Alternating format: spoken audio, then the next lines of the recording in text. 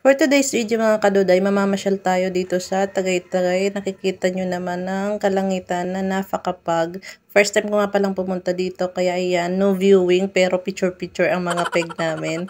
Hanggang sa ito na nga, nagkakamaritesa na. Kasama namin yung pamilya nila. Para sa kaalaman ng lahat guys, mayroon pala dyan entrance fee na kung saan 75 pesos at marami ding souvenir item na pwede nyo mabibili dyan. Kailangan talaga may dala kang pera, lalo pa may makakasama kang mga bata. Paniguran mo, mapapabili ka talaga sa maling oras na kung saan turo lang ng turo yung mga bata dyan. At andito na nga kami sa pinaka overlooking ng Taal. Napakaganda at refreshing yung hangin.